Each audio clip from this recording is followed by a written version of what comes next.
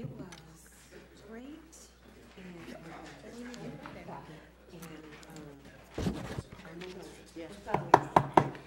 Good evening. Welcome to this special council meeting for Monday, November 27th, 2017.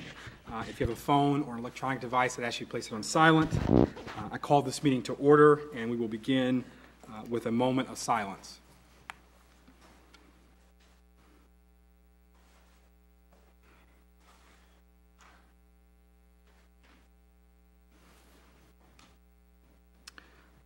Thank you. Please join me in the Pledge of Allegiance.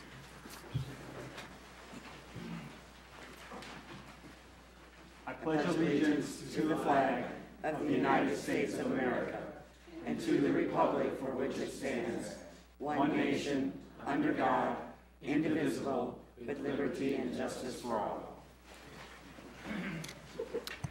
I'd ask Clerk Domingo to call the roll. Councilmember Barnes. Here. Reed. Here. Brown. Here. Lawler. Here. Spicer. Here. French. Here. And Mayor Brown. Here. Are there any council comments this evening? Councilmember Barnes. Yes, I would like the citizens to know, and I'm asking the recorder to make a correction about Kathy here.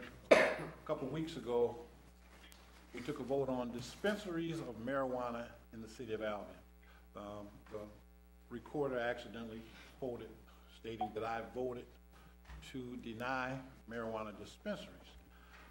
That's incorrect. I totally would approve and support marijuana medical dispensaries in the city of Albion. Thank you. Councilmember French. Thank you. At this time, I'd like to congratulate Councilman Barnes. Welcome to the club of married men. Thank you. You have some responsibilities now that are different than what you've had in the past. So if you need any help, 27 years. And I'm sure there's some gentlemen in the audience and some women who can give you all the advice you need on maintaining a happy marriage. So congratulations. Thank you, Councilman French. Second, the Albion Job Fair and Prep Events is coming up. There's a flyer up in the front here if you've not gotten one. There are more than 50 jobs available in the community of Albion at local industries, including the hotel, Oaklawn, and Marshall Public Schools.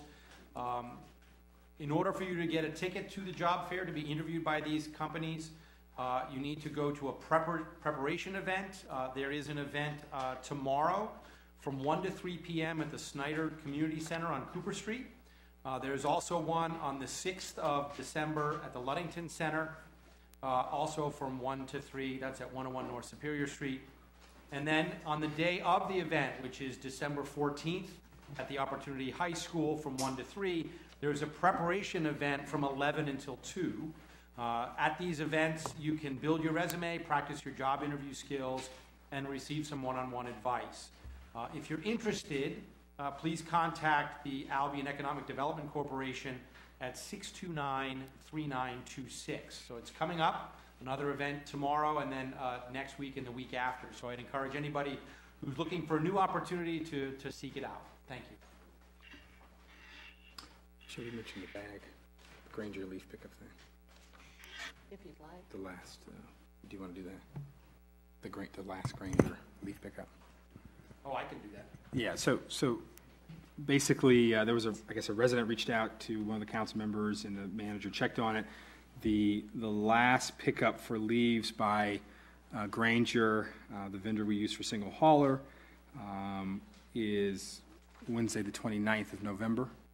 And so the tree dump in town is open Monday through Saturday. I guess it's through December 2nd without a pass, and that's 7 a.m. to 3 p.m. So just wanted to remind residents of that as well. Are there any other council comments this evening? Councilmember French. Thank you, Mayor. You remind me also that you can get a burn permit, I think, until this week, or is there no deadline? The 30th. Okay, so that could be also another opportunity. Go to City Hall and get a burn permit if you wish to burn leaves rather than bag them or pick them up. Are there any further comments from council this evening? Okay. Seeing none, we will proceed to presentations. Item A, SAW grant from Fleiss Vanderbrink.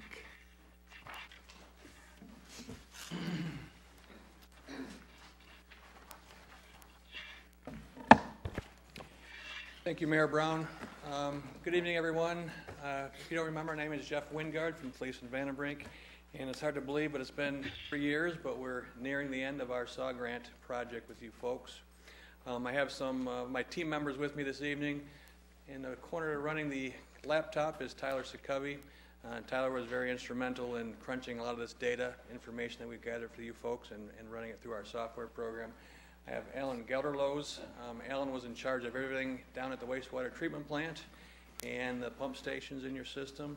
And I have Max George. Max George was in charge of the survey and the GIS component of this whole grant project that we've been working on. So these are the hard copies of the report that we'll be providing to the city. What you have in front of you is the executive summaries. You've got two reports in front of you. One is the sanitary sewer executive summary, and the other one is the storm sewer executive summary. We promised that we'd keep this presentation to about 15 or 20 minutes, so we're going to start with the wastewater executive summary, go through that information, and depending on how much time we have left, we can dive into the storm sewer, or we can maybe leave that to a later day. So I'll have you turn to the wastewater executive summary, and as it states, this is an executive summary of all the SAW grant work that we've done for the past 3 years. This is the document that was submitted to the DEQ to fulfill the requirements of the SAW grant and the money that you receive from the state. Page 1 is just kind of an overview. There's some interesting information on here, and I always like to point this out to communities, but for those who haven't looked at this yet, 50 miles of sewer in the city of Albion. You think of City of Albion as a kind of a compact city, but you know, you got 50 miles of sewer in town, and that's a lot of sewer and a lot of infrastructure. You also have about 1,100 manholes in that system too, individual structures that are assets to your system. There's some information below on page 1 that talks about the wastewater treatment plant. Alan Gelderloos will be talking about that later on in the presentation. So I'll have you move on to page 2. Page 2 talks about how we went about identifying the assets and how we went about doing the condition rating on those assets. And it's based by a NASCO rating system that all our employees were trained when they went out there and did inspections on the manholes and the catch basins. Page 3 is the level of service for your system. That basically details how you plan on providing service to your system, if there's a problem, how you react to those problems, how you keep your staff trained, and things of those nature. Towards the bottom of the page is kind of how we start getting the meat and potatoes of how we categorize your assets, and we classify which ones need work on them and which ones that don't.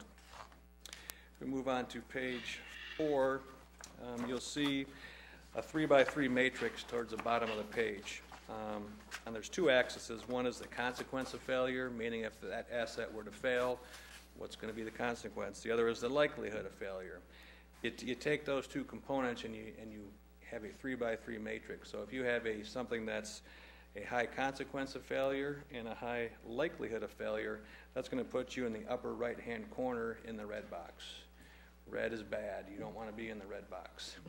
On the other hand, if you've got something with a low consequence of failure and a low likelihood of failure, you're going to be down in the bottom left-hand corner in the blue box. That's where you want to be. That means that it's not likely to fail, and even if it does fail, it's not going to cause too many problems. So what we're doing is we're focusing in the red and the pink boxes. As we move on forward, there'll be a capital improvement table towards the end of this report, and everything that falls in those red boxes are what are recommended capital improvements for years 1 and 2.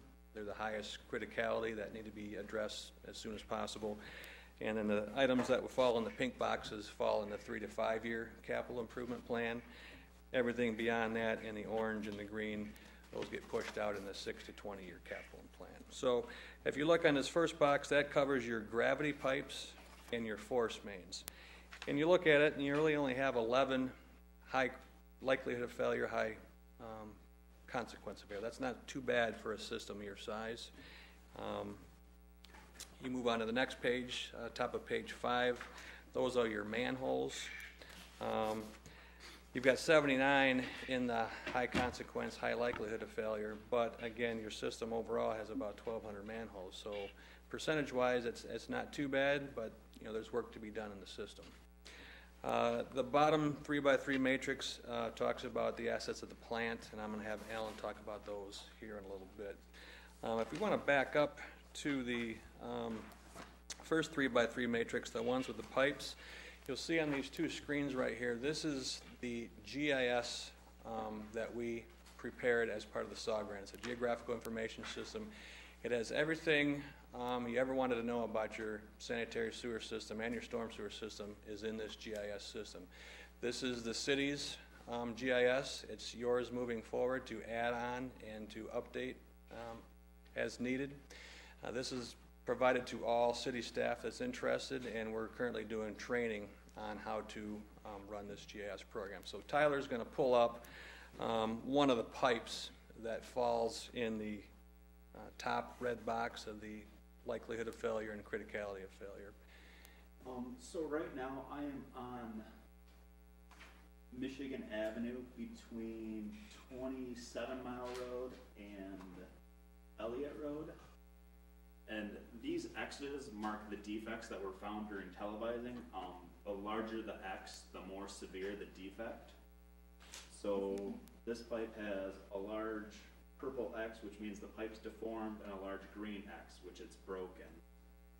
The GIS stores all of the information we have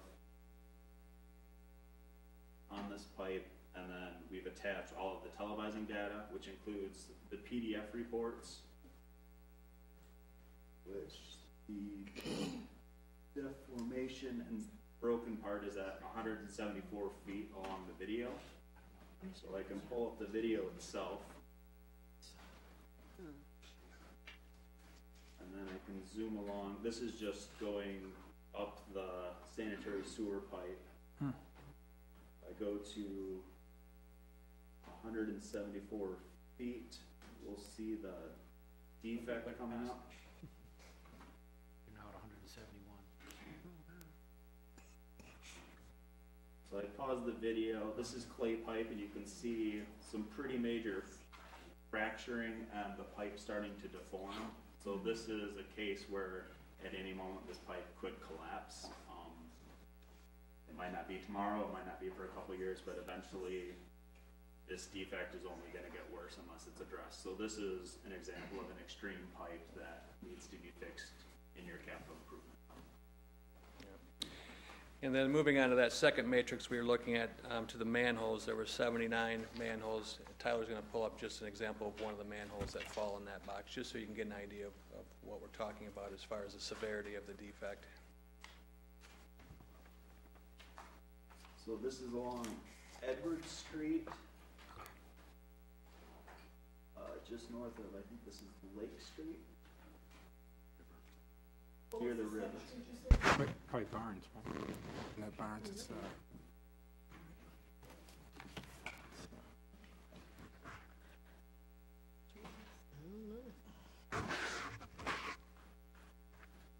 So we created an inspection. Here's everything that we found. There was missing mortar between the bricks as well as some missing bricks. And I'm going to pull up the photos of the inspection on the inside.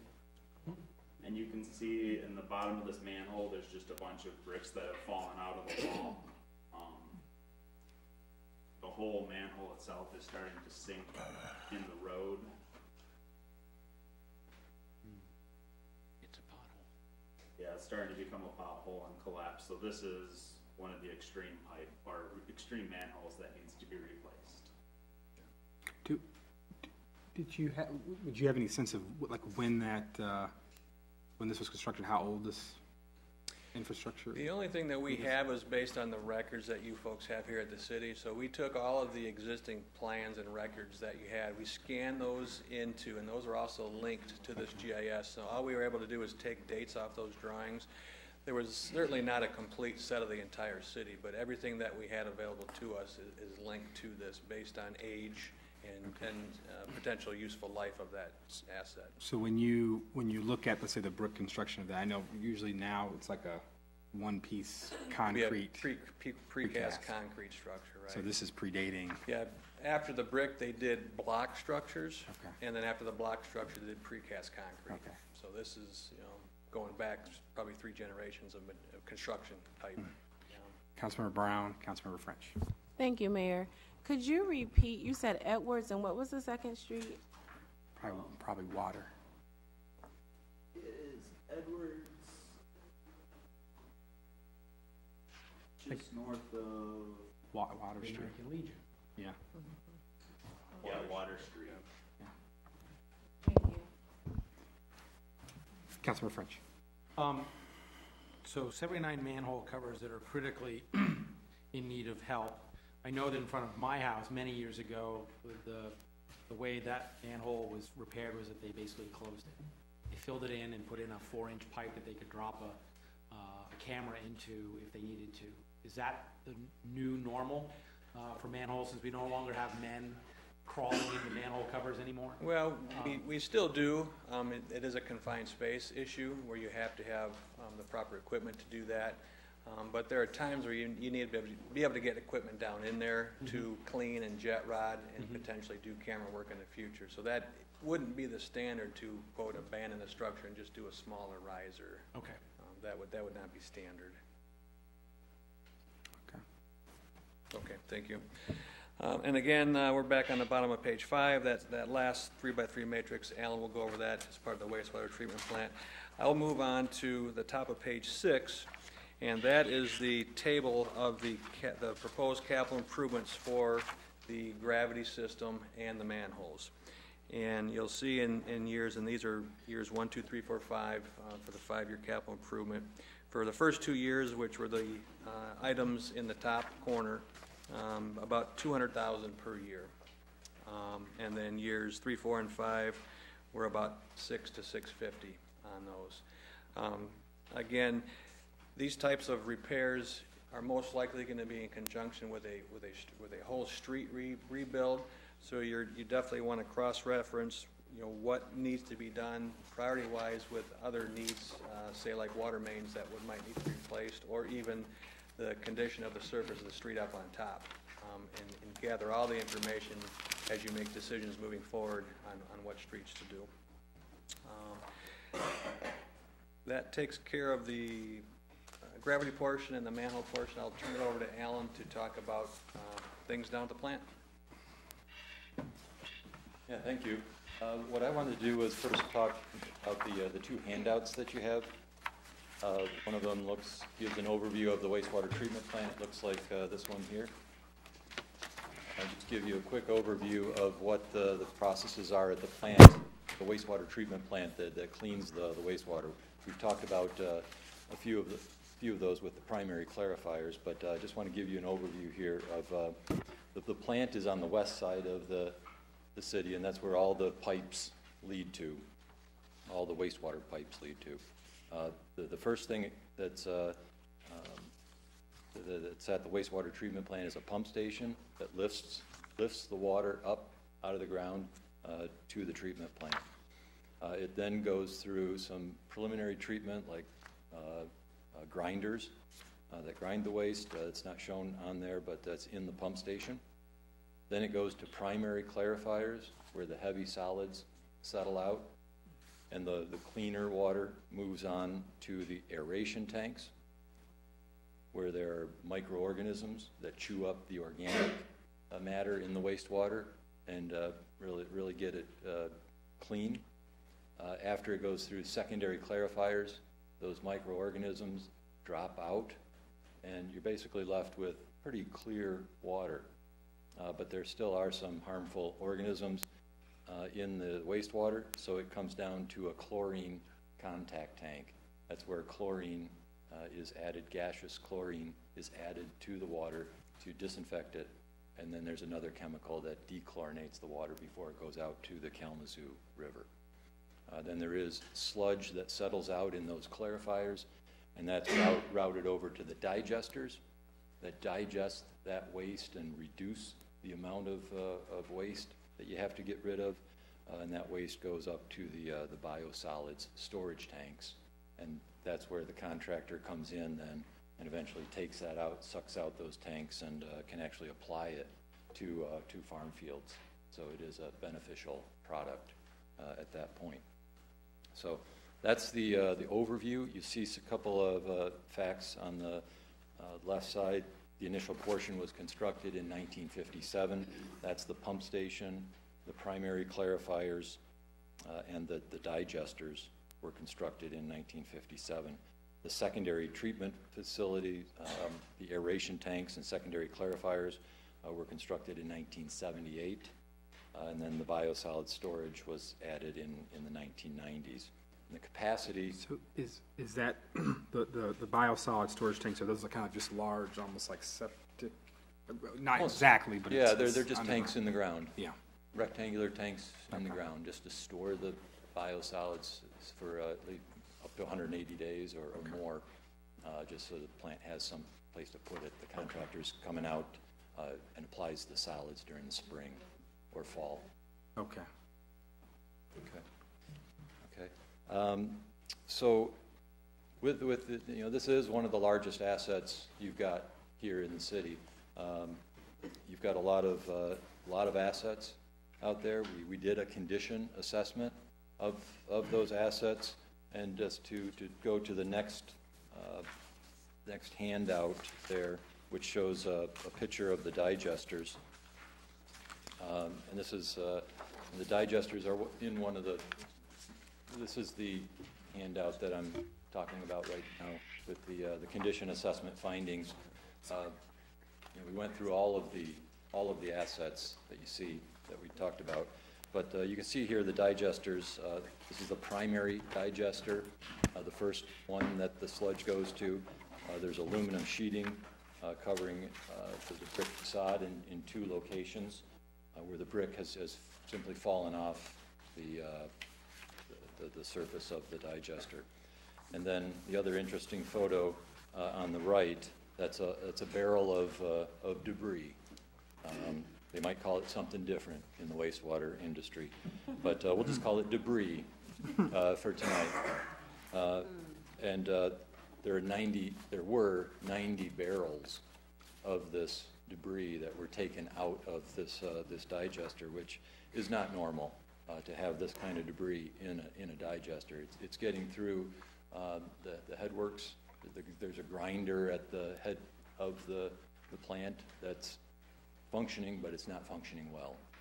And it's just another thing that needs to be improved at the plant, and this is the cause of that. It fills up the digester and takes away from the working volume of that digester. So this debris was removed through SAW grant money. So we wanted to point that out. So that was a benefit to the plant. So then going to back to the document that Jeff was talking about, page 5. We listed all the assets and looked at the consequence of failure and the likelihood of failure on this 3x3 matrix. And again, that helped us come up and prioritize the capital improvements that are shown then on the next page, on page 6, at the bottom table. You'll see all of these projects here. We've grouped them basically by process, and we list out what the capital improvement cost is, and we've suggested the year that each one of those takes place, and it's really the priority of each of those projects. And you see there's some big price tags on that, with the digester building being one of the largest costs there. And the first one is a new influent screen, and that influent screen would take that debris out of the water and remove it so it wouldn't get into the rest of the plant. So we feel that those 2 processes, those 2 projects are the highest priority, but there are other projects that are closely behind those. So we've and listed out the costs there, so you can see the total there. And then I think, you know, obviously, how would you pay for that? That's something that's coming up in the next session that we're going to have. We're going to be talking about rates and how the city could finance this work, either through additional grants, hopefully, or other means. So, Jeff, did you want to say anything else? Like Alan was saying, we're near the end. We've got one more step, and that's actually in process right now. The city has contracted with a municipal financial advisor. Her name is Dawn Lund, and that is through the SAW grant.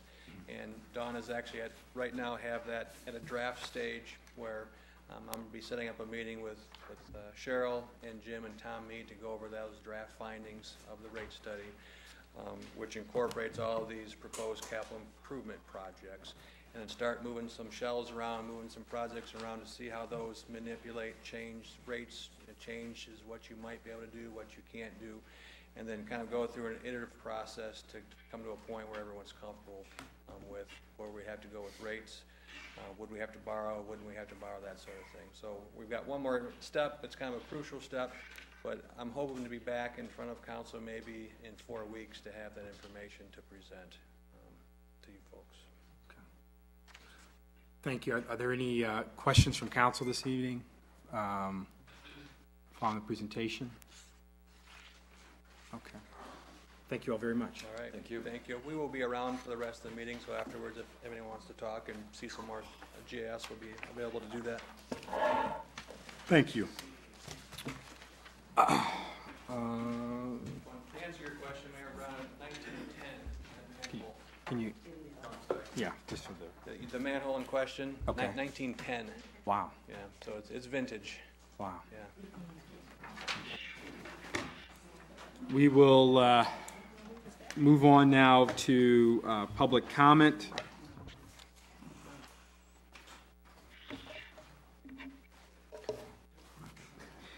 Persons addressing the City Council, if you would limit your comments to agenda items only and to no more than 3 minutes. We ask that you observe proper decorum. Are there any public comments this evening? Oh, and please state your name and address as well.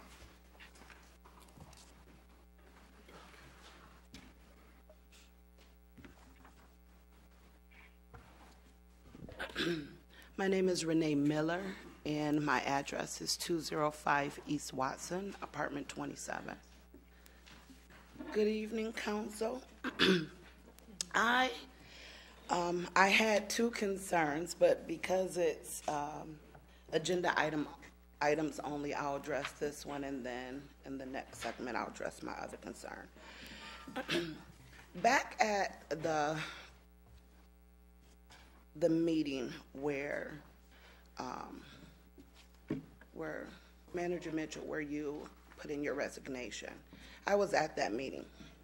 I sat in the back in the overflow back there, and I just listened to what had taken place. And I was listening to the language, and I'll be honest, at the time I said to myself, uh-oh, this sounds like a lawsuit may be on the floor. Just something I thought of. And after just hearing the language that was being used during the meeting. I'd first like to say also welcome back. I'm thankful that you're here. I think you're doing a wonderful job in the city. I wrote down a few notes. One of my concerns was that during that time, when you quit and then you rescinded your resignation, it stirred up a lot of concerns and anger in the community, which was rightfully so, and everyone's right. But as I was sitting back there and I was looking at the agenda, my concern was, what is the request for approval of city manager compensation? I haven't heard this, and so it took me back, as I was sitting back there, it took me back to that original council meeting when I said, is this a lawsuit? Is this asking for additional money? What is it? I haven't heard anyone say anything about compensation. And at the nature of our nation now, I am really, really wide awake about what's going on in politics, and I'm concerned about transparency.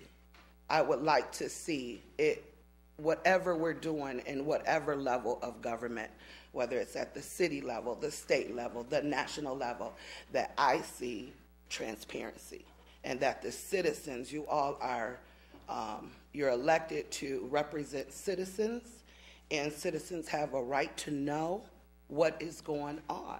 What does this mean? You know, because as we're developing Albion, we know that this is a small community. Our tax base is not very large. And I want to know where the money is going. What are we using money for? So when I see approval of compensation, my question is just, what is that? 3 minutes. Thank you. Okay, thank you.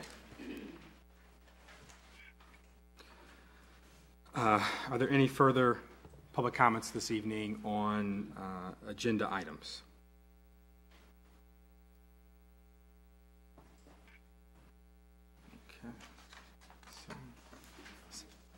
Okay, seeing none.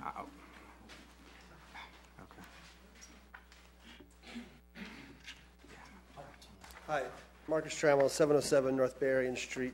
Just wanted to comment just briefly.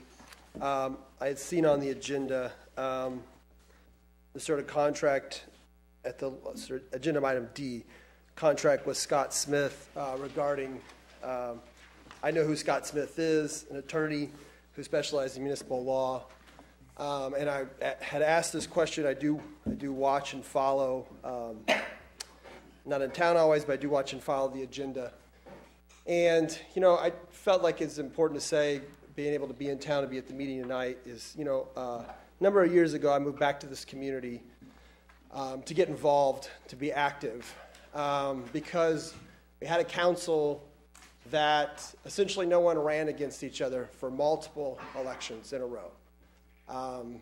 It was a city that basically had lost its large employers had lost its sort of economic way, and no one really had a vision for where to go. I think Albion's in a very different place now. I think there is a vision. I don't feel like that everyone feels that it's inclusive of them, and I think that's where the work is. And so my comment is that I think it's great to bring someone in to talk to the council about roles, responsibilities, ways to be able to work together to find consensus to make Albion a better place and solve some of the interpersonal problems. But it's got to be larger than a one-off thing. It's got to be actual work to try to break down some of the distrust and the division, not just on the council, not just with city staff or where, but with the community as a whole. And, you know, I feel one thing that I felt is wish that I had more time to do some of the work. I work with municipal governments around the state in different parts of the United States, but to be able to do some more work in this community, because as a council member, you have the ultimate responsibility because you are fiduciarily responsible for the city. It's your name at the end of the day. It's not an administrator's, it's not a staff person, not a council member, it's not an accountant. It's your responsibility. It's your name on the line. And so I think that means that, you know, you have a responsibility to ask questions, to be an activist, not to just sit, you know, not to sit back, to make sure that the information that's being presented to you is a full range of information, to be aware that folks have agendas, have their own agendas about stuff, but ultimately to be able to come and have a discussion and actually achieve something that people can feel like they're a part of. And I think the biggest challenge I've seen in closing my comments and being back in Albion and spending time here is that there are deep divisions and distrusts in this community, and they linger and they're still there. And unless we decide we're going to start addressing those things and be transparent about what our vision is for the future and what our goals are and who it includes and who it doesn't include, there's nothing that you can do superficially to really tackle the core problems we have. That's my comment. Thank you. Is there any further? Yes, Esther McGeer, 805 Huntington Boulevard, Albion, Michigan. I have a problem with communication. I had contacted a couple of the council members. They guided me where to go to. Me and my Pastor McKenzie met with Amy at the time. She was just coming to the EDC to talk to her about property downtown. We were interested, and we also talked with Christy and Kathy and Amy. We talked to the land bank, and the runaround you get is ridiculous. They are going to say, well, we told them we were interested in 129, 129 and a half, 131 North Superior. And we told them what the plan was, to have offset base in the lower half, apartments upstairs, work with Misha on doing that, all kinds of plans we told them. They were going to get back to me. I mean, I made several calls, didn't get back to me. Then when you called, they're going to meet with the group downtown. They're going to meet with this person. They're going to get back to you in a week. Well, a week has turned into a year. So I just think that Albion needs to get their stuff together. You've got to communicate. If you don't want people to have something, you need to tell them. Don't beat around the bush and put it on somebody else. And so I have an issue with that. So nobody's bothered calling me back. I made several calls. They're always going to call you back. They're going to have a meeting next week. They're going to do this. They're meeting with the group that's with Albion College and the business people downtown. Well, why don't you have those people call me, since you can't do anything? And so I have just big issues with Amy not calling me back, with other people not contacting you back. So big problem. You want support, you got to give support. Thank you. Thank you. Are there any further public comments this evening on the agenda? Okay. Seeing none, we will proceed to items for individual discussion. Item A is the EDC budget presentation. Mayor and Council, Amy DePraise, President of the Albion Economic Development Corporation, had a medical situation and she's unable to be here today. So she did provide you with the highlights of the budget for the 4 entities in your packet. And just to go over briefly in regards to the TIFA, the Tax Increment Finance Authority, which is account 247. They have revenues of $139,002. She wanted to note that this is a dramatic drop in the tax increment revenues from prior years. For 2018, it's almost $125,000 less than what was received in 2016. So one of the things they do want to do is to actually have staff do an audit of the parcels to make certain that there is not an error in regards to that. And if necessary, they will have to hire a third party to actually do a more formal audit of that. Their appropriations for the TIFA account is $154,020, and that includes the TIFA loan that is to be repaid. So there will be no principal and interest relative to that loan. Councilmember Brown. Thank you, Mayor. So just to be clear that I'm understanding regarding TIFA, there's approximately $100,000 less than what was received in 2016? Correct. And there's a call for an audit to see why that happened, or likely a call for an audit to see why that dipped? Right. There's something unusual relative to the tax capture, and as best I can ascertain, they can't identify what exactly that is. So I don't know if the district parcels that are included have changed. There's something irregular, and it needs to be identified. Okay. Thank you. So I guess I have one follow-up question to that. So is that, because usually when we do budget, we'll see, like, for example, with our budget, we'll see, let's say 2015, 16, 17, and 18. So the amount, the difference that they're identifying, it's significantly different than even the trend. So it's not like there's some kind of, okay. And so they're projecting relative to the TIF fund, a net loss of $15,124. That does still leave them with a ending fund balance projected for 2018 of $159,516. Then looking at the EDC, the Economic Development Corporation, the 244 account, they are projecting revenues of $178,400. They did note that the compensation, other revenues for the EDC director from the ARC, the Albion Redevelopment Corporation organization, has been shifted from the line item entitled reimbursements. So that's why you'll see that change in amounts there. And other revenues for 2018 is reflecting the balance that is needed to supplement their second position. They are also projecting for 2018 appropriations of $174,180. That's leaving a net of $4,220 and a fund balance of $53,497. For the business incubator, which is account 246, that also includes the Albion Food Hub, and it reflects, the revenues reflect the rents for the tenants at the business incubator. So their total revenues are projected at $127,934. There is a reflection also of a transfer in to support the food hub. And Tommy, correct me, that needs to be amended.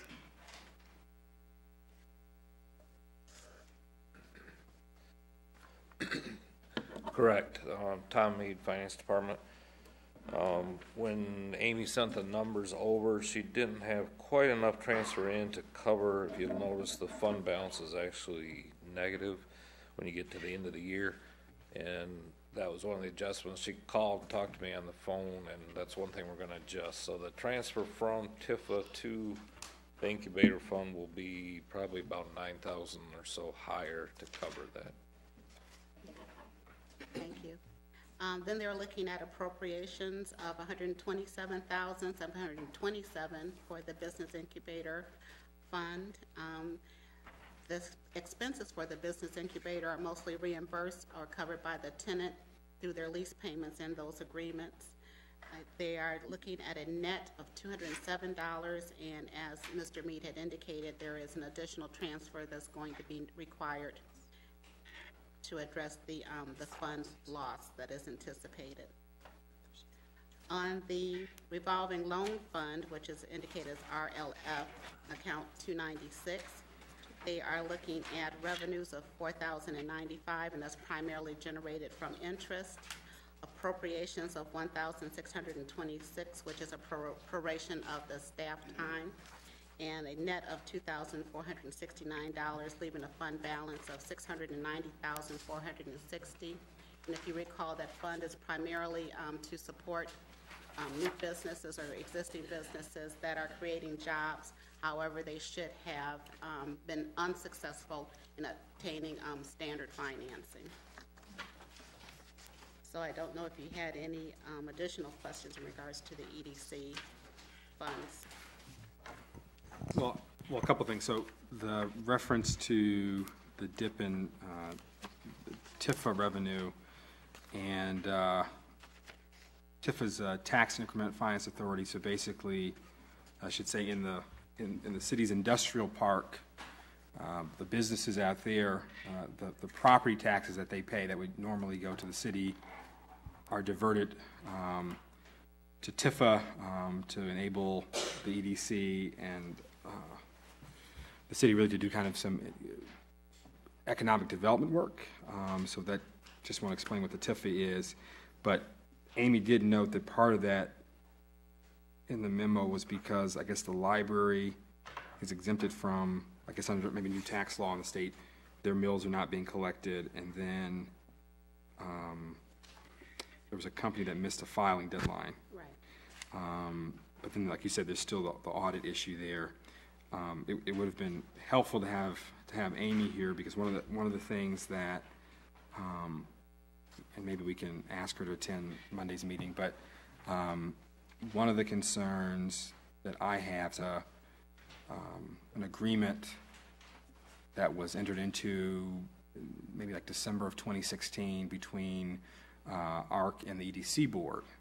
And I know that several of the council members raised some concerns, and as I've, seen how it's played out, those concerns, I would share, are about how the resource of time is divvied up in terms of what projects are prioritized, and that really wasn't, to my knowledge, spelled out really clearly in that agreement.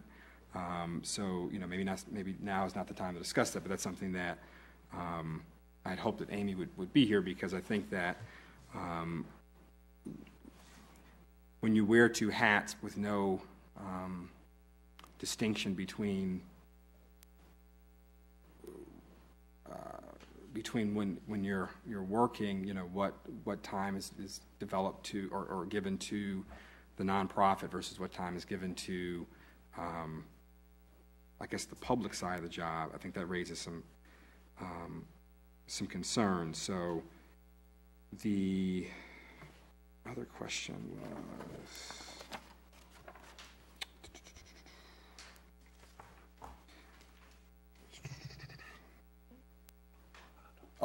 okay, Councilmember Spicer and then Councilmember Brown. Thank you, Mayor. I just want it noted, and perhaps Amy can address this when she appears before us next.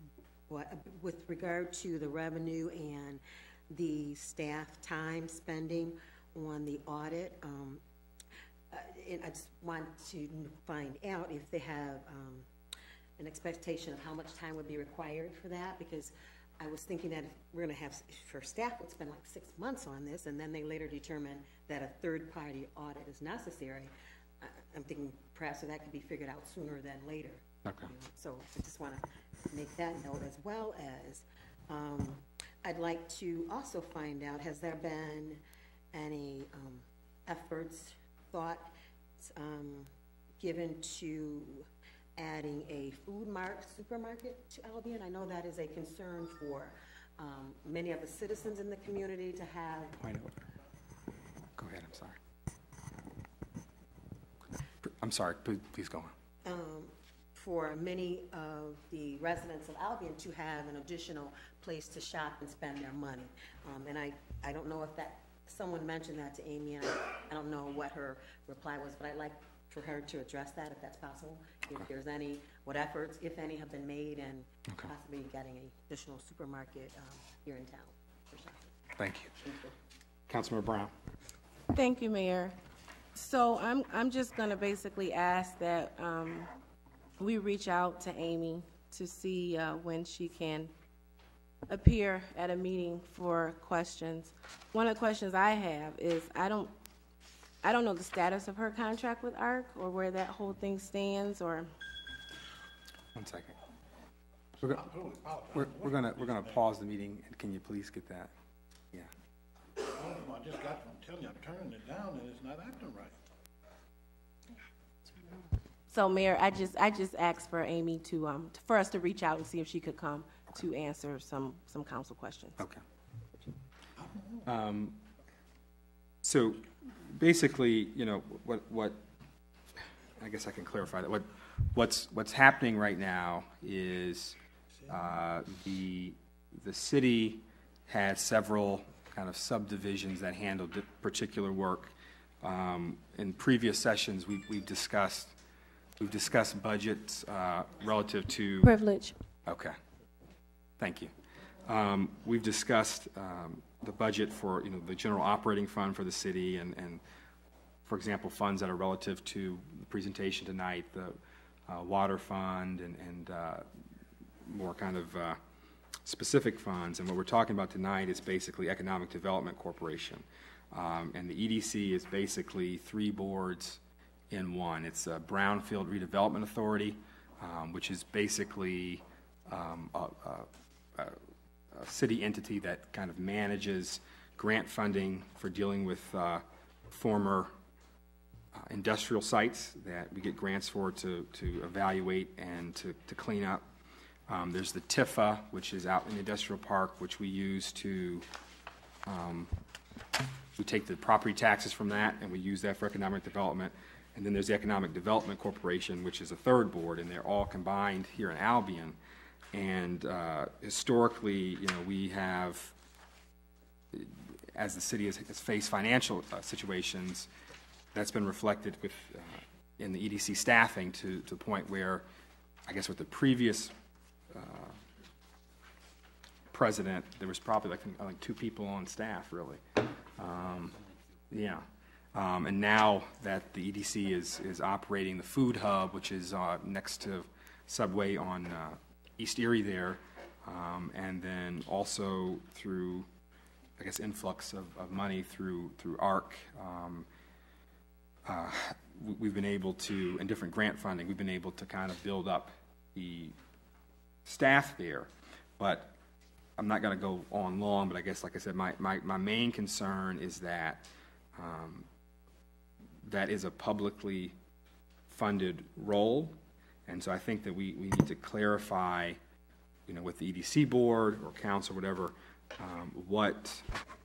how time and resources are divvied up, because every time I drive down to town, I'm excited by the upcoming hotel, the brewery, the Peabody Place, some other positive things that I'm aware that are going to be happening.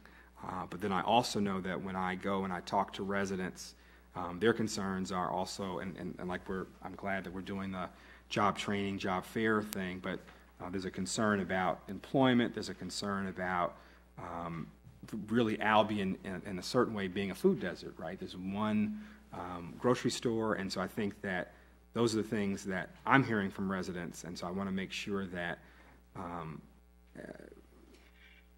all of us who are elected officials, when the public comes to us, we should be able to communicate that back through the administration, whichever one it is, those needs, and really kind of really address those issues, because it's I think as the tide lifts, we want to make sure that the rising tide lifts as many boats as possible.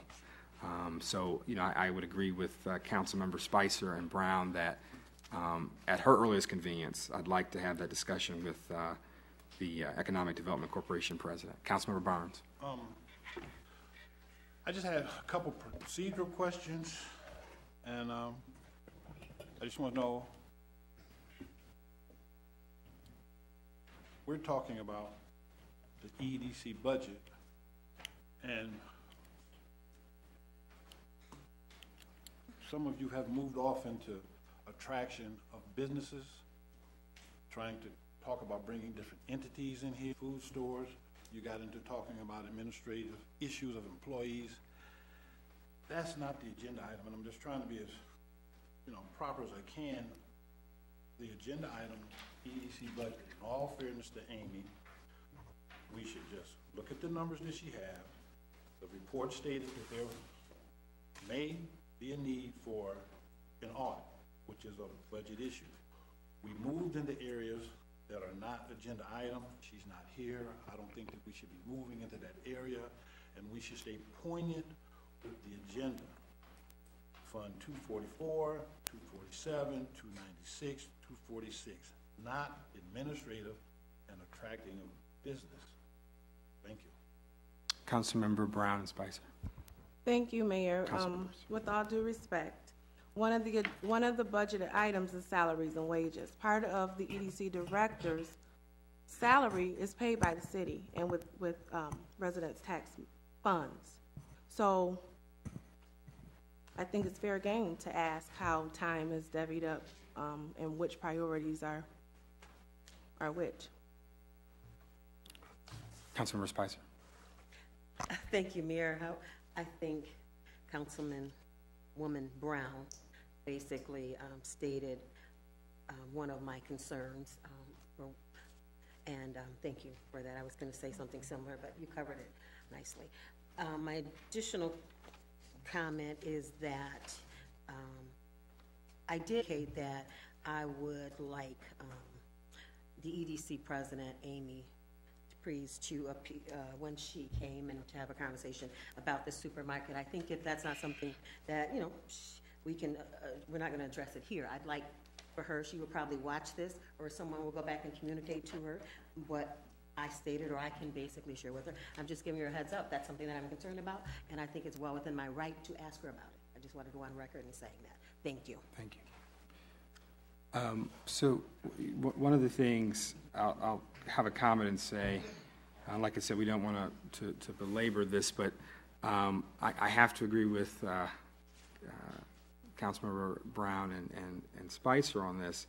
I know that there are a number of council members who are going to an MML training tomorrow, and one of the things that they say about council or just public boards, like there's our main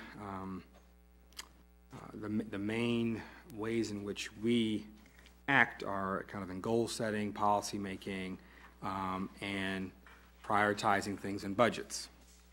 And so I think that there's nothing out of order about asking if a public entity and a private entity are paying for someone's labor without a clear division about when or how that labor is used.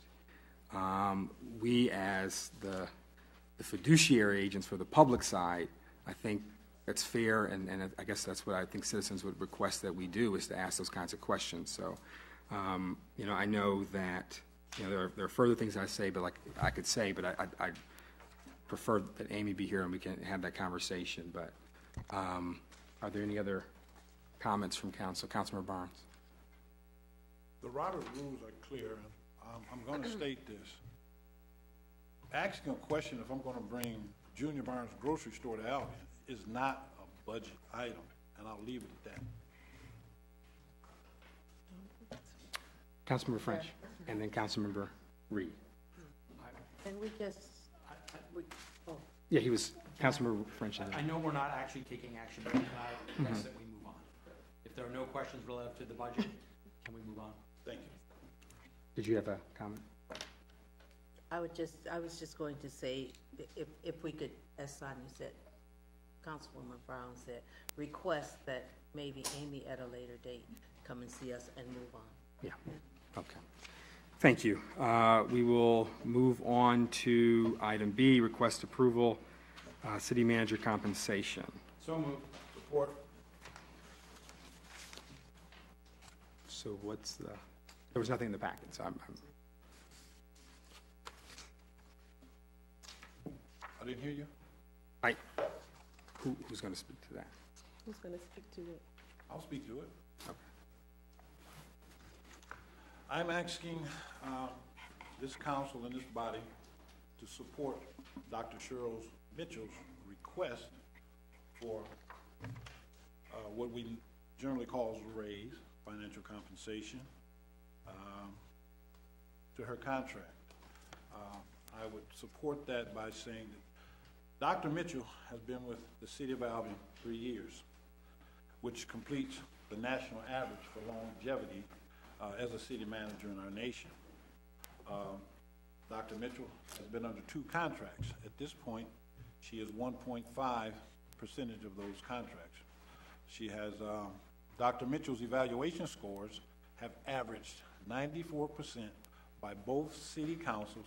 She has received assigned council goals through, and Dr. Mitchell has in each evaluation addressed the success and progression of the council goals assigned to her office directly. The organizational culture and the organizational behavior of the city of Albion employees has changed from apathy into a thriving workplace and environment in both the administrative positions and the rank and file. Economically, Dr. Mitchell has maintained the city budget set by council to a sustainable level of savings each of her 3 years. An example is what I call the rainy day fund, but it's really a fund balance, which is an individual account. Fund levels are expected by the auditors and the state of Michigan to be maintained at a 12 to 15% level. Dr. Mitchell has created a level of at least 29 to 31% yearly in that fund. She has captured numerous local, state, and federal grants for the City of Albion improvement projects, just as you saw with the SAW grant. Dr. Mitchell has turned Albion into a metropolis. We deal with Sheridan Township, Marshall, Homer, Calhoun County, and any other entity in the region with positive and true growth. Dr. Mitchell is an icon at community events and public service organizations in Albion. The citizens of Albion, by the showing of some of you here now, I would say at least 90%, show support and love for Dr. Mitchell in her position as Albion City Manager. And finally, Dr. Mitchell has turned down earlier opportunities to receive financial raises, stating, "It's not time yet. I want to make sure the city employees receive raises before I accept one." We have both the money and the ability to grant Dr. Mitchell this well-deserved financial appreciation of all our esteem for her. Thank you. Councilman French. I would agree wholeheartedly with Councilman Barnes. I think this is an opportunity for us to take stock of where we are and to compensate our city manager at a level that is commensurate with her success, her experience, and what other city managers are getting paid. And having foregone increases in the past, I think it's time for us to support her in this way. Thank you. Councilman Brown. Thank you, Mayor. I don't think anyone here disputes any of Dr. Mitchell's accomplishment. Her contract is public record. Is that correct, Attorney Harkins? Yes. Okay. So in the contract, there's a bonus that's tied to the evaluation.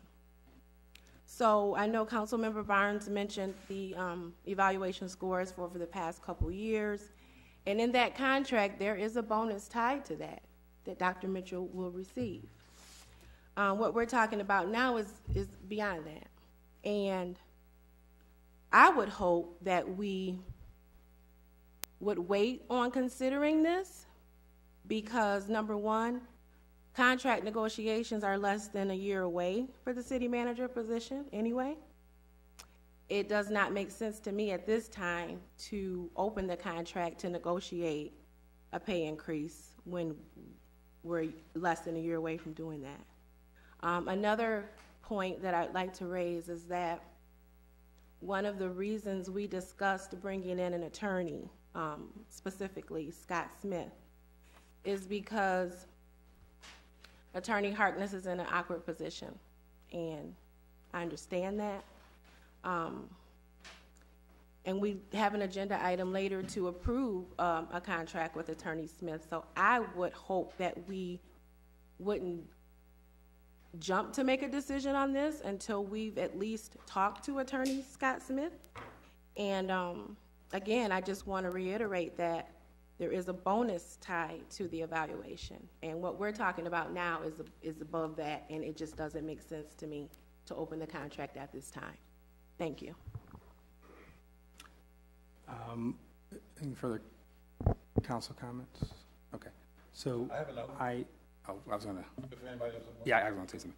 So one of the things that Councilmember French made the comment there about, I guess, relative to compensations, relative to the compensation of other, I guess, city administrators. I know in previous years we've been able to have data relative to the size of the community, median income, and then the total compensation to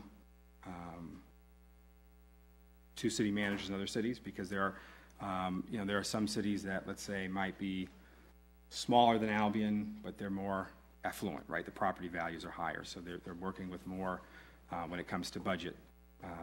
You know, there are some cities that obviously are going to have more money because they're larger than Albion. So I think that before we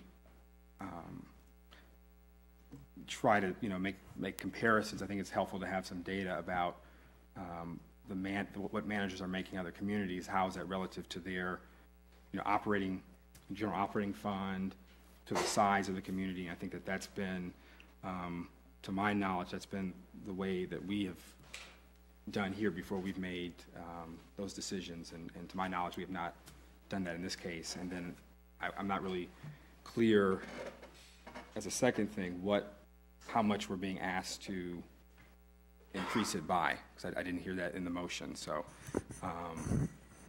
yeah, thank you, Councilmember Barnes. I would like to state that by allowing Dr. Mitchell to receive this compensation, not only could we add a second year, I'm going to use, to the next year that we have in hand, we can give her a 2-year contract. That way we can give her the opportunity for longevity. And it gives us a better sense to handle our budget down the road. We'll know what we're dealing with her financial situation. Also, the bonus is not part of what Dr. Mitchell is asking for. That's a sidebar for her performance, which she has shown at the 94% level over 3 years. It is just business. You can do a risk analysis, you can do a risk ratio, and this is a business situation where throughout any business at any high level, having a doctorate, a PhD, philosopher of high degree, who has shown over a 3-year period that we do not want to lose a professional such as Dr. Mitchell, who has proven she can move Albion forward in a positive, progressive manner to the satisfaction of the citizens who elected Junior Barnes to sit here. I'm working for you, and you've shown that you wanted to have it. Thank you. Councilmember French and Councilmember Reed. I've spoken on this particular issue, but go ahead. I agree with you, Mr. Barnes. And I would say that Mr. Smith, I talked with him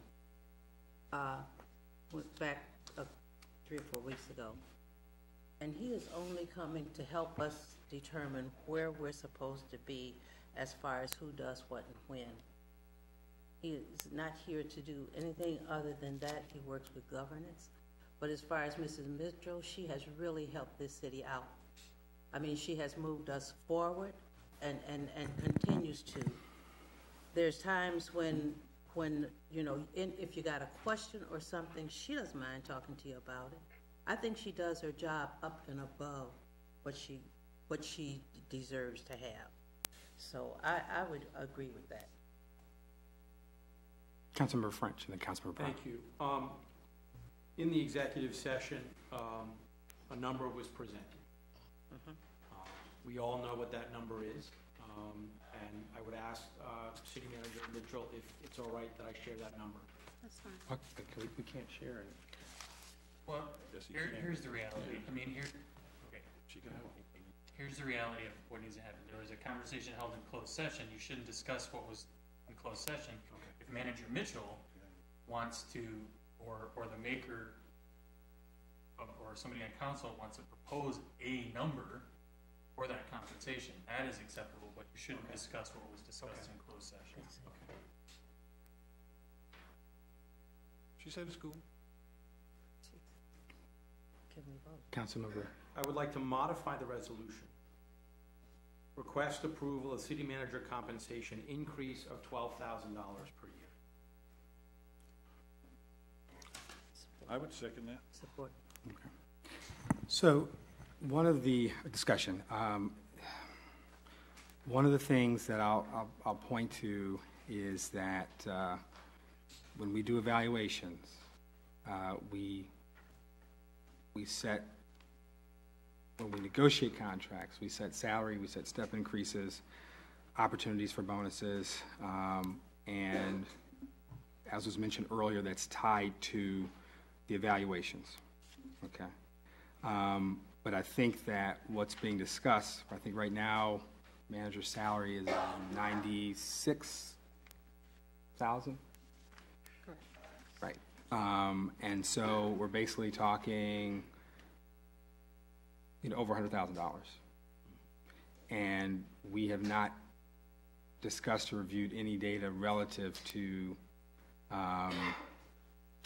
what's the going rate relative to communities our size and in our financial position. So I think that level of pay increase, I think, needs to be, that's something we usually do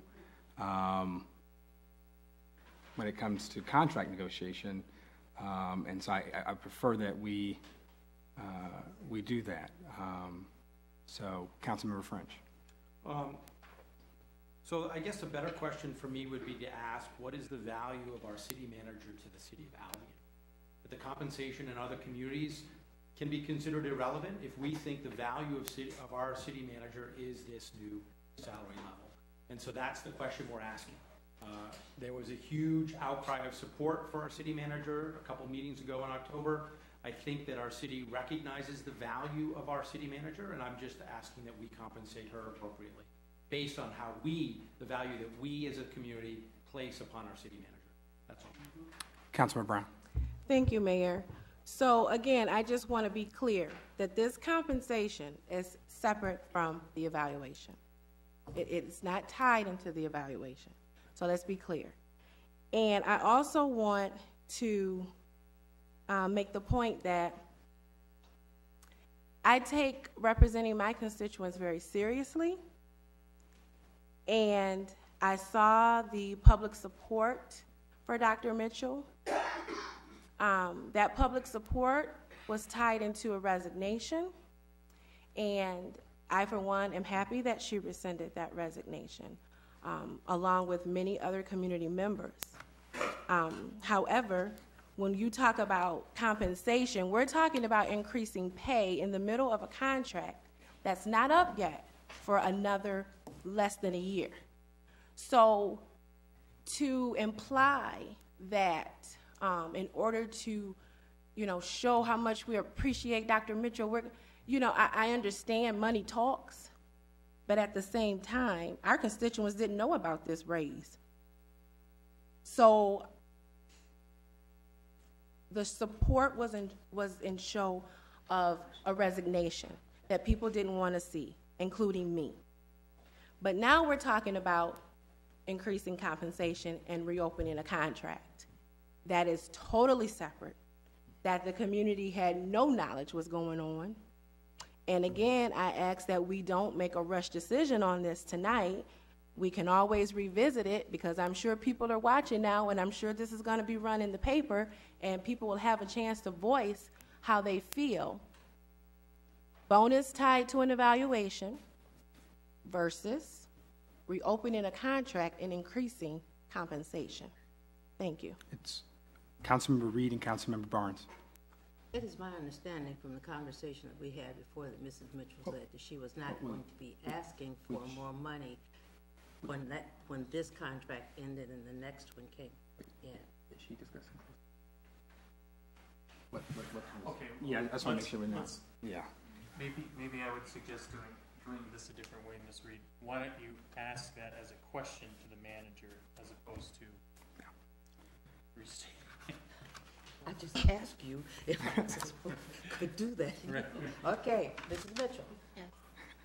Would you, at the end, when your contract comes up, if this is approved now, do you plan on, when your contract comes up for renewal in less than a year, plan on asking again for more? Did I put that right? I missed the last part, I'm sorry. Just 1 second. Just want to make sure that we're respecting Councilmember Reed. Go ahead. Okay, I'm saying, all right.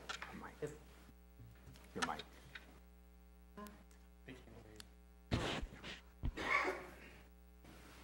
If we agree the 12% now, and what, 12,000 now, when your contract comes up in less than a year, when it renews in less than a year, would you be expecting us to renew, to pay the extra money, or would the 12 continue on?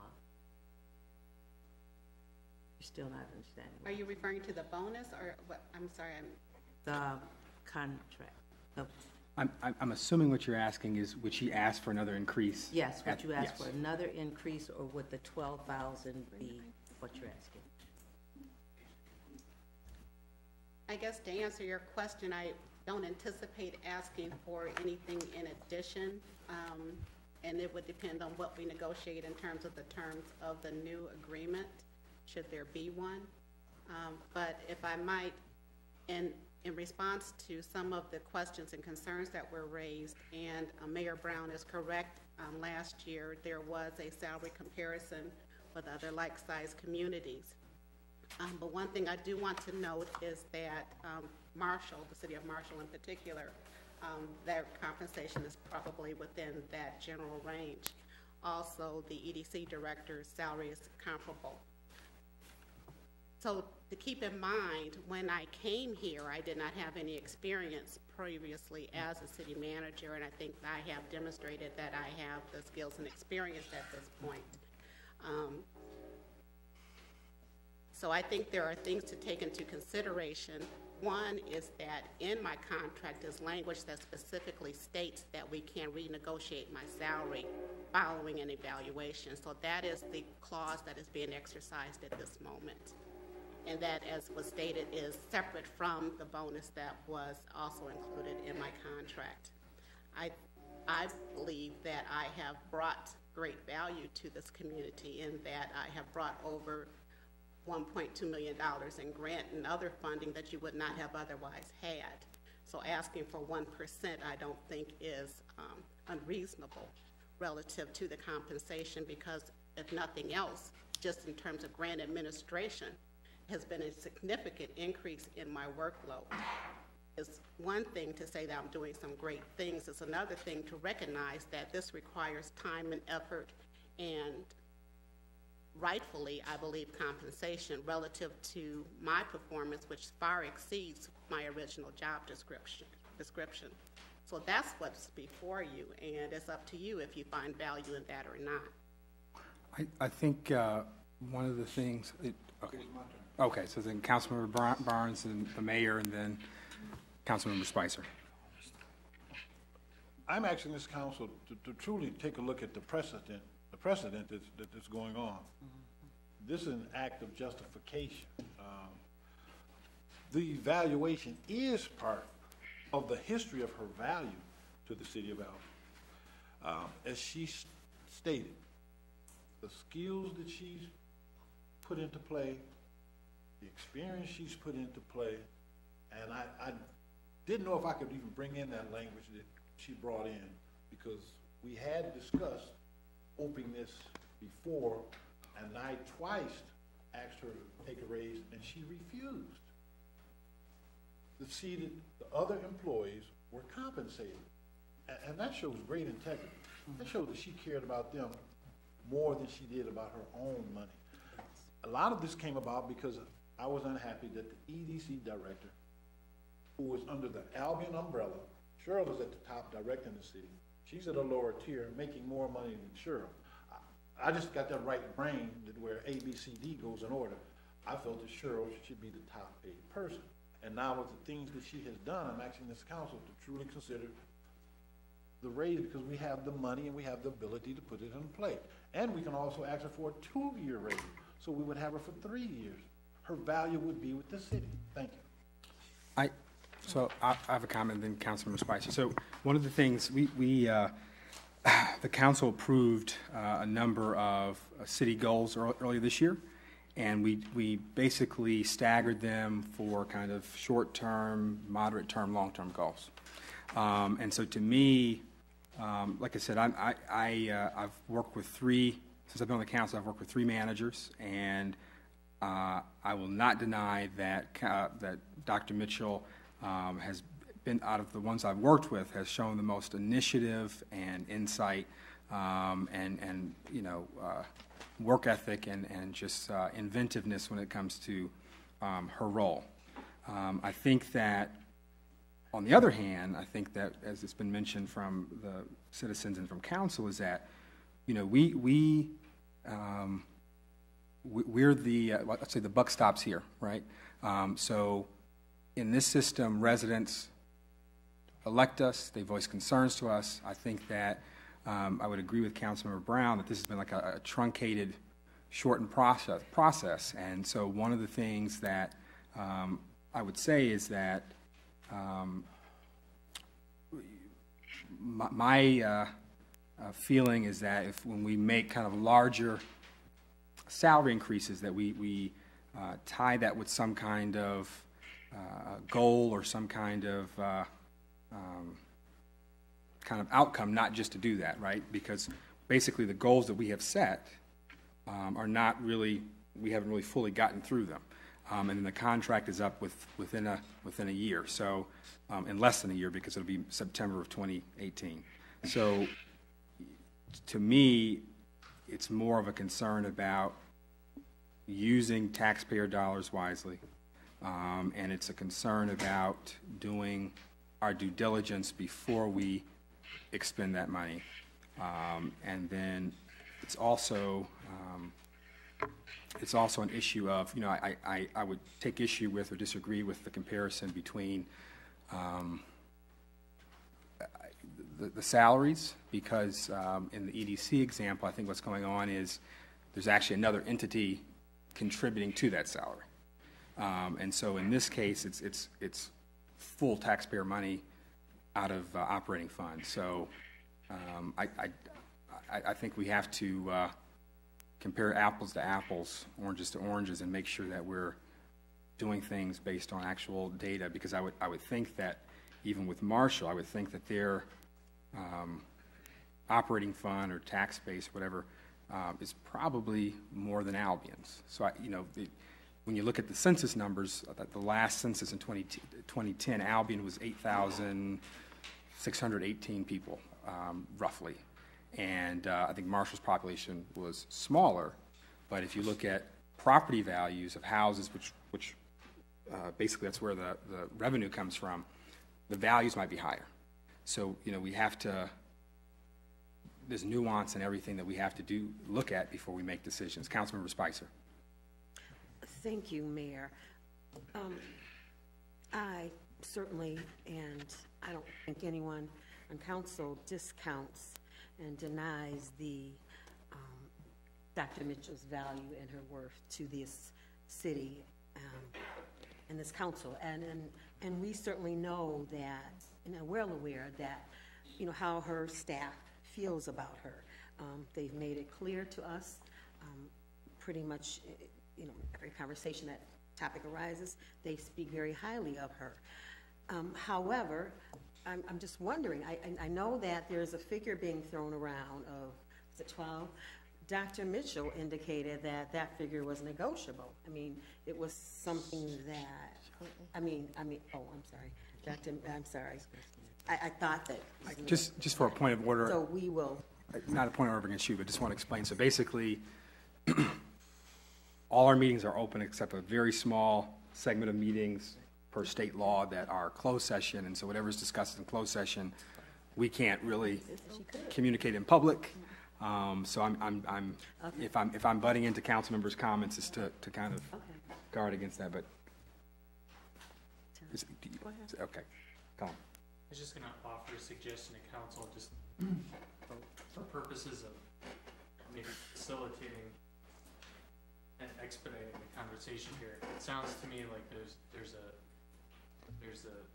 two questions before the council, and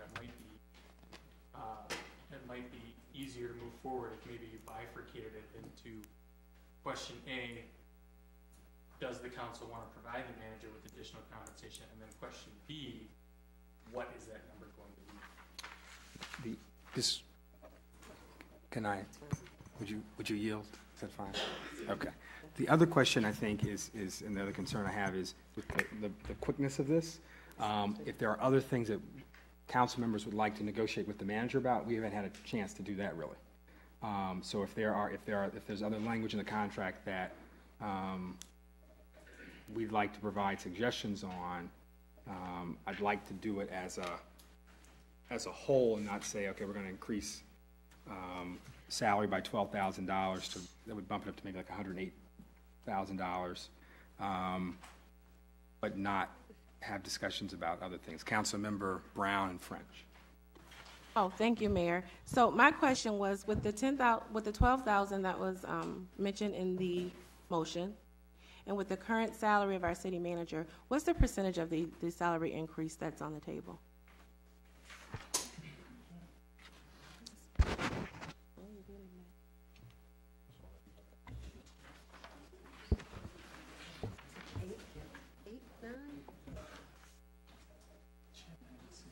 Yeah. 12.5. Thank you. Councilmember French. I'd like to call the question. Second. Call the question. In discussion, it takes 5 votes. There's been a motion and a second. We'll have, yeah, no, that's why I said there's been a second. So we'll have a roll call vote. And so voting yes would end discussion. Voting no would allow discussion to proceed. So roll call vote, please. Councilmember Barnes? Yes. Reed? Yes. Brown? Yes. Lawler? Yes. Spicer? Yes. French? Yes. And Mayor Brown? Yes. So this would be to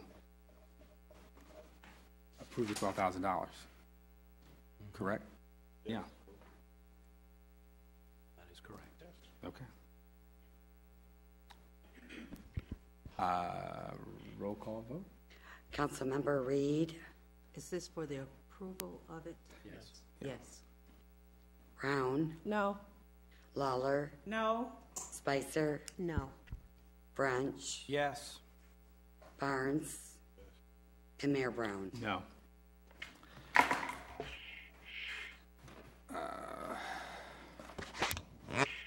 So we will move on to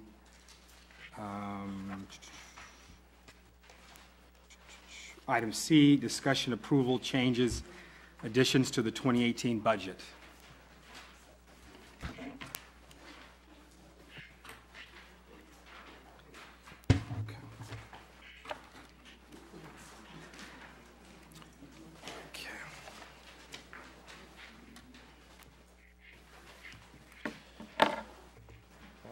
Tom Mead, Finance Director. And in your packet, you have a couple different items here. The first one regarding to this particular discussion item or item that we're addressing right at the moment is it says titled 2018 Budget Considerations. And if you take a look at that, the first column of numbers are the numbers that were proposed or discussed, kicked around last Monday night. And it was, as you recall, some adjustments that we had suggested, or some budget adjustments we suggested, areas where the city could use some extra resources, extra staffing, etc. I think the question at the time was, can you bring us this stuff into the budget, or can you incorporate it into the budget in a week and bring it back tonight? So that's what we've done. The second column of numbers that lays adjoining or next to the first column kind of shows the impact to the general fund budget of that particular item. So for example, the first thing, the Albion Marshall Connector, there was a $3,000 3-year, obviously we're only looking at 1 year, but the agreement, the discussions, negotiations, whatever, with the Albion Marshall Connector was for the city to kick in $3,000. Well, originally we had thought we might have to kick in 15. So by kicking in only 3, that actually saved our budget $12,000. So in this case, the impact was $12,000 to the good. For the planning, the rezoning, it actually we just added that into the budget as a direct expense, so that's a $4,000 impact. in a negative way to the fund balance, et cetera, as you go down the line. And the one thing, I guess, I'll point out a few things here. The deputy treasurer, deputy clerk position, we had 65,000 was kind of a middle of the road estimate. The hardest thing when you're talking about a new employee is not knowing what health insurance plan they're going to have. If we were to put this in the budget, we would conservatively put it at the worst case scenario, the highest cost, so that $72,000 negative impact against the budget would be if that employee happened to have or need full family, coverage for a full family. If they came in and either had a spouse that had insurance and didn't need the insurance, it could be $20,000 less. If they only needed maybe a single coverage on themselves and not a family, it could be $15,000 less. So that's worst case scenario. Code enforcement, we'd guessed around or estimated around 55,000, but again, half of that roughly would be funded by solid waste. So the impact to the general fund budget will only be $29,652. One second, Councilman Brown. Oh, yep. Thank you, Mayor. I do have a question about the code enforcement positions. Yep. Okay, so this is proposing 2 part-time positions, correct? Correct, yep. So if there was the creation of 1 full-time position, could the position still be spread between solid waste and general fund? Correct, it could. Yep, it just could. like, yep. Some of the positions, well, John Tracy, the code enforcement director, as a matter of fact, his is spread through some different funds as well. So, yeah, nothing, as long as we can justify that, they're helping or adding some value to some of the other funds, there's nothing that prevents us from spreading out a full-time person's salary to other funds. Okay, thank you. Yep. And again, additional clerical support for the city manager's office. We again added that. So I guess you kind of get the picture. I don't know if there's any MML training. I wanted to point that out. We had already had 2,400 budgeted, so I'm not certain where you guys want to go or what level you want of experience. But by adding 4,100, that put us at a total of 6,500 for the year. Okay. We also have some available this year, 17. So, question? Councilor Brown. Thank you, Mayor. I do have a question. It's not about this MML training piece, though. It's actually about the salaried 2% increase. Okay, my question is, did we already... One question. I can hear someone talking, and I just want to make sure that we respect the council. So if you could not talk, I'd appreciate it. Councilman Brown. Did we already budget for a 2% increase, and this is an additional 2 for a total of 4%? Correct. For management? Yep, correct. And then, okay, and then one more question, because, okay, so the union employees, we approved the increase of what? It wasn't 4. How much, was it 2% or? On average, I believe they were around that. Around what? Things, the 2. The 2%? Yeah, some varied a little bit, but yeah, I think that was, because some were, with 3-year contracts, some were different amounts over the different years, but I think that was about the average of the 3. Okay, so this budget consideration is for a total 4% increase to salaried positions, AKA management. Correct. Is there a reason why the additional 2? I don't know what the thought process is. If I could offer some clarification, and if you recall from our last meeting when I brought it up, other non-salary positions have step increases that are built into their salary scale, which range between 2 and 8%. There is not a mechanism similar for a salaried position. So this would be the start of an incremental increase in their base pay, because there is nothing in place currently other than negotiating a new contract, and that could be arbitrary. So I wanted something that was consistent with their salary scales as well. And then everyone gets the 2% general salary increase. That would be the salaried people as well as non-salaried. Okay, So, thank you. So it's kind of a follow-up question. So basically, are we saying that, I don't know, I'll use Mr. Mead. So let's say, so you'll get that, but then let's say, is there a particular, would it be, I guess, automatic over a period of time? So let's say next year there'd be another 2, or is this a, I'm talking about for the administration, the administrative 2%. My understanding, this would just be the one time, because ours, for the salaried staff, generally is only comes about when we approach council each year when we do the budget. So, yeah, it's not like we're saying for 3 years or ongoing or anything like that. This is just for our, at least my contract, 1 year at a time. That's how mine works. So. And, this is our what? 6th budget. I don't know how many I've done stuff in here, but and with usually, and I guess in previous years, I would always be hesitant to spend money because we've always been one big major thing away from problems. But I think when I look at this and I say, so for example, code enforcement. I had a particular, preference for how to structure that.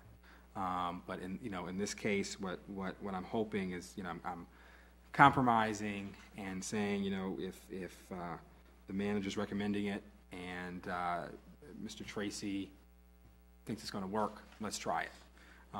Because I think at the end of the day, I think people, the same thing I said at the last meeting, people are concerned about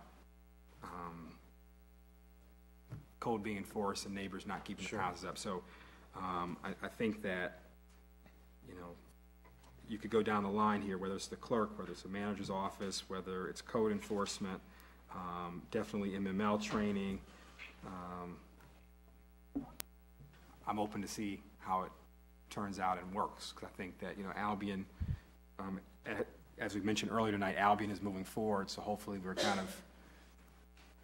this kind of starts us down that road. So I support the additional budget considerations. Okay. Do you want me to continue through some, or we could skip on? We went through them. Okay. Yeah. And the next page, just real quickly, the next page just shows the same numbers only by department. But I guess the big thing I will point out to you then on your financials that are numbered, they have the page numbers 1 through 13. If you go to that 13th page for general fund, if I can get down there myself, I do want to point out to you that it is critical for you as a council to know where we're at with the fund balance, just to know that there is adequate fund balance to sustain these that we're talking about, because again, part of your vote would be knowing that there is either revenue or fund balance to cover it. So if you look down far right column down to the bottom, we, even with this proposed changes, we would still have a projected fund balance of $1,164,000, which is, as a percent of appropriations, still almost 29%. So, considering that 15 is the exactly the recommended amount. Any questions?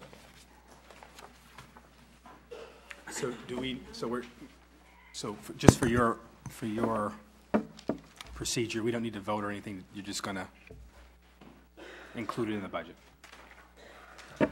Yes. As long as you guys are okay with it, we'll go ahead and incorporate these in the numbers that we bring to you. I guess on the 4th is the public notice and that, or public hearing, and then in 2 weeks after that would be the vote, and these numbers would be in there. Councilmember French. So this requires a motion, so I would make that motion. Is there a second? Second. Moved in second. Is there any further discussion on the additional budget? I guess I should say additions. Okay, seeing none, we'll just do roll call vote. Councilmember Lawler, Yes? Spicer, Yes. French, Yes. Barnes. Yeah, he said yes. Oh, he did. Right here. Reed, Yes. Brown, Yes. and Mayor Brown. Yes. Thank you. We'll move on to item D. Item D, request approval contract with attorney Scott Smith of So moved. Dickinson Wright. Support. Moved and supported. Do you want to? Mayor and council, if you recall, we received a proposal from Attorney Scott Smith from Dickinson Wright to offer some consulting services relative to a review and interaction based on our city charter ordinances and policies. And the quoted amount is $1,500. Which is, from what the manager previously stated, it's a highly, or what would you say, it's much reduced, right? Yes. Than what he would usually do. Is there a motion for that? I already made it. Okay, so, sorry, you're right. Sorry, seconded. More, okay. And seconded, okay. I apologize. The one question I have is, does he have any time constraints for days to come down? I sent him an email prior to the holidays, so I did advise him that you might be interested in a Saturday. Okay, So we'll negotiate that. okay. Is there any other, I think it's a great idea, and I appreciate Councilmember Councilmember Reed, excuse me, and the manager bringing him to our attention. If there's no further discussion, Councilmember French. I would just point out that I will not be here the second weekend of December, so That's the 9th. thinking about That's the what? 9th. the 9th, I believe it is. Okay. Okay. Thank you. We could probably do a doodle thing. That's the November calendar, if you want to just De- push it up December, once, we that's can see November. December. Yeah. Not yet December. Well, next time. Okay. December. Okay. So, thank you for noting that, and we'll keep that in mind. It's seeing no further discussion. So can we do it in December? Yeah, I think that leaves us with the 2nd or the 16th. 15 and 16? Or The 2nd is this Saturday. do we, so I guess the one question I do have, did he give any indication of like how much time? No. Okay. Why don't we just wait? We have a meeting on Monday. Right. Okay, we'll do it then, discuss. Thank you. Seeing no further discussion, roll call vote, please. Councilmember Spicer, Yes. French, Yes. Barnes, Reed, Yes. Brown, Yes. Lawler, Yes? and Mayor Brown. Yes, all members are in attendance. We will move on to public comment. Persons addressing the city council, we'd ask that you limit your comments, well, there's no limitation here actually, but we'd limit them to 3 minutes. Ask that you observe proper decorum, and please state your name and address. Are there any general public comments this evening?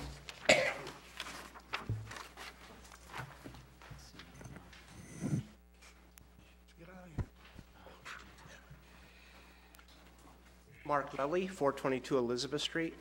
I would just like to express my interest in serving on a city board or commission. My background is in community development and economic revitalization.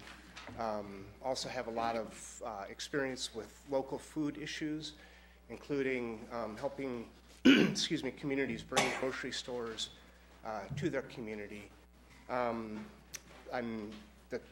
boards that would fit my background are excuse me, the Economic Development Corporation, the Planning Commission, and the Downtown Development Authority, and also the Albion Trust. So, and I have copies of my application that I submitted to Mayor Brown on excuse me, on November 8th, if anybody's interested.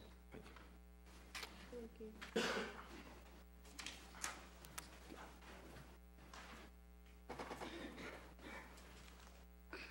Renee Miller, 205 East Watson.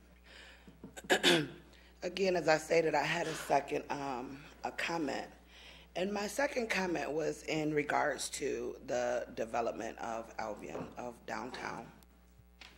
I just wanted to state that I'm hoping that our council, the EDC, as you guys work with them, that they are considering Albion citizens as a whole in the redevelopment, not just Albion College. I love Albion College. I am so thankful for the downtown development and the direction that it is headed. I am 100% behind it. Let me make that clear. However, there are other populations in this city that are, economically, they may not measure up to the money that Albion College has, that still want to be a part of the development of Albion. Let's make sure we're not leaving those people out. I know for sure 3 or 4 people that are really interested, that I've just heard in just kind of passing conversation, interested in going to the downtown area. Let's not do what we are seeing across a lot of other cities with gentrification. Number one, that they are being considered. They're not being locked out and blocked out and given the runaround about what's available. Let's open it up. Let's talk to them. Let's see what we can do to help them be successful in whatever their endeavors are. Let's not just, shut them out and say, well, here's this person. I was listening to when you're talking about Amy and ARC in the city. Now, I might not be the sharpest tool in the shed, but I'm sure not the dumbest, okay? There's a conflict of interest there that you guys need to consider. Because if she is working for both entities, what would you do? I'm going to drive the interest of the person that's paying me. So I know that Dr. Dobbins heads ARC and was helping develop that. There's a conflict of interest there when it comes to who goes down there. So if they say, well, we have these 3 people and this in this building, what are you going to do? You're going to push their interests. There's no need of sugarcoating it and, acting like it don't happen, because it does in every city. And what does that do? It blocks out citizens like this who want a place down there. And I understand that there is... cities are driven by the tax base. Yes, we need to increase the tax base in Albion of tax-paying citizens, businesses. It grows and thrives there, but it also, the diversity is what makes it great. So I'm just asking that you guys consider that as we move forward, and I will be watching.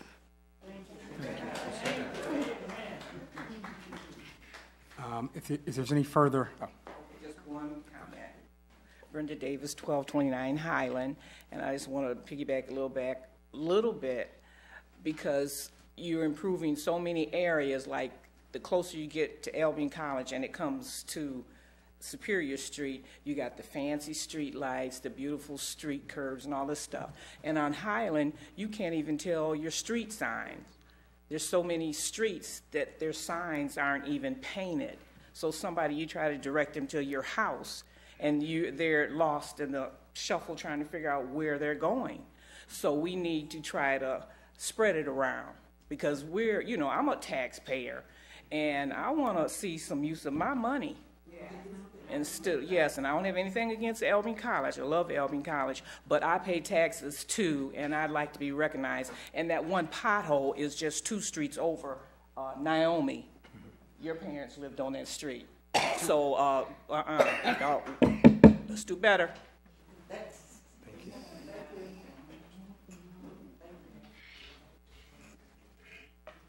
Hi, my name is Tisha Showers, 404 West Broadwell Street, apartment 14. Okay, I'm new to this, so I just was told about a couple of things that was going on in Albion. I have a business that I just started in April of this year, a hair store, and it's a local small business, and I'm just seeing that we're getting pushed out. We're not being looked at to come to the downtown area. I know a couple of people that have businesses around my age or want to start a business but want to be in downtown, but they're not given the opportunity to come down there. So I just want y'all to remember the small businesses that are from Albion that want to help Albion thrive, to just give them a chance as well. Thank you.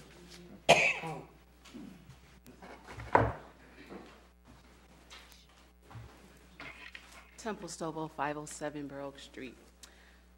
I have two things I want to say. One, it's about safety. At the Marshall Alternative School in the evening, when the folks are going over there to enjoy the events that are there for the, what Larry runs.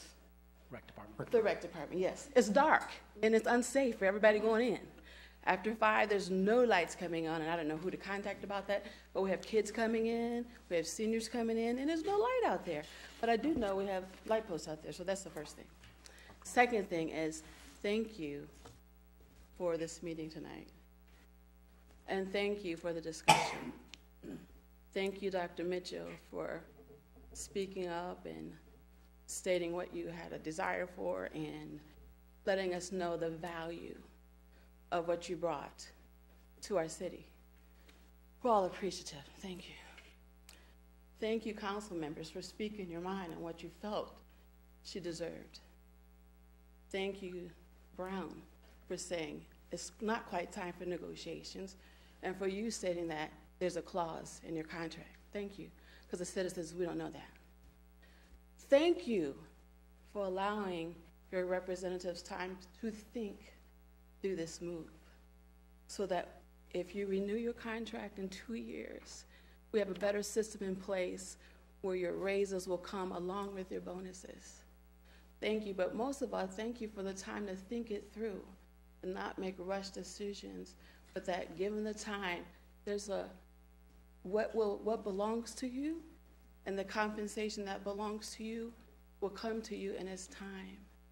And I don't doubt that we don't value what you've brought to us, because we do. Thank you for rescinding your resignation. We need you. We all need each other.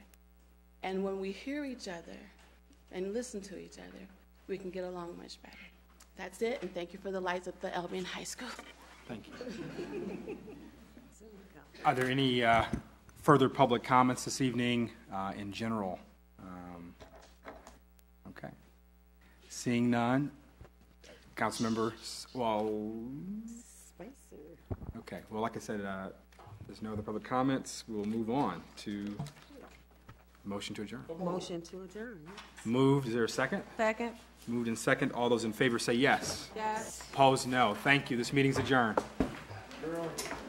Have a good week, Marcola.